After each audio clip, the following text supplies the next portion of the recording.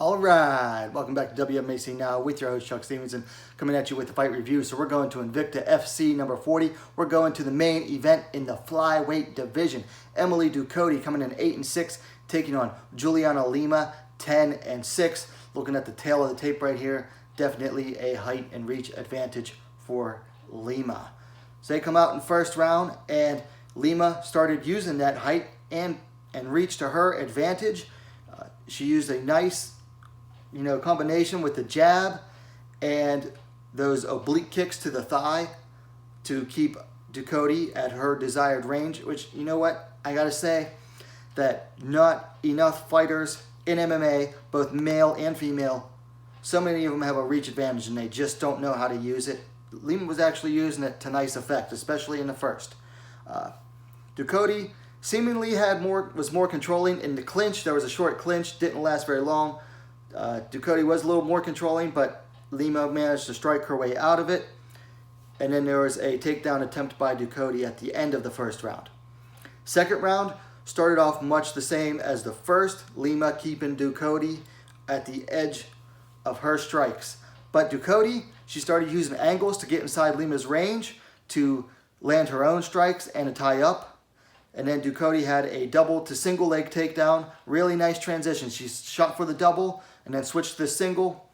When she lost one of the legs, took Lima down, got in side control with a little over a minute left. And then a few nice elbows landed by Ducote, opened up a cut under Lima's eye. But then Lima was able to get back to guard and then get back and fight her way back up.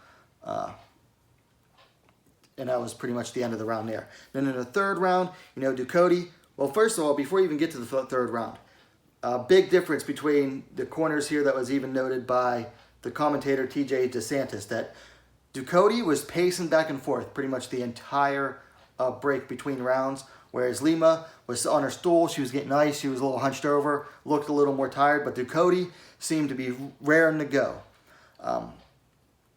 So they come out, and Ducote's punches, she started finding holes in Lima's defense with her punches to get inside and started landing some nice combinations. And, every time that Ducote landed, she gained more confidence. And the more confidence she got, the more of her strikes started to land. Then you had a nice double leg takedown by Ducote with about a minute left. Both got up shortly, though. And then with about probably 25 seconds left, Lima herself actually went for a takedown. Now, she must have not, either A, she was feeling desperate, or B, she wasn't quite confident that she was going to win to go for a takedown, because Juliana Lima does not want to be grappling. She doesn't. She said it in the past that she wants to stand and strike on her feet. So for her to go for the takedown, she must not have felt confident that she was going to win that decision. So it goes to the judges, and Emily Ducote defeated Juliana Lima via unanimous decision, 29-28 on all three judges' scorecards. I thought the biggest thing here was that while Lima stayed steady, she looked tired between the second and third, but she actually didn't act it in the third. But, her output and her striking style and everything stayed the same and stayed steady throughout the fight. But Ducote made those necessary adjustments to do what she had to do to get inside of Lima's strikes, to land her own, and to throw combinations to set up her takedowns. So Lima stayed steady, but Ducote made the necessary adjustments, and that's what made the difference. For things to work on, for Juliana Lima, she needs to watch for the takedowns off of the striking combinations, because that's when Ducote went for the takedown. She always set them up. And then she also needs to work on her takedown defense in general. Nothing much has changed from when she was in the UFC as far as that goes. For Emily Ducote, she needs to learn how to slip the jab a little better. Go to find a boxing gym and just learn how to slip the jab. And if she can, find a rangy sparring partner that'll help her with that in the future for when she's going to fight those rangy fighters. As far as fights to make, this one's difficult. For Ducote, I'd say she deserves another shot at the title. It is currently vacant. But the question is going to be, who should she face? Right now in Invicta, it's kind of slim pickings. It's hard to think of a fighter that they could throw her in against that would actually be deserving of a title fight right now. So she might have to wait a bit for that. For Juliana Lima, this is an even bigger mystery because she is now on a losing streak. I believe she got cut from the UFC off a loss. Came in, got a win in Phoenix Series, won, and then lost again in the second round to Van Buren. Here she is, a second loss in a row in Invicta. At 38 years old, you know, time's running short for her to make a run. So she might have to do some decision making on is she still going to keep fighting or not.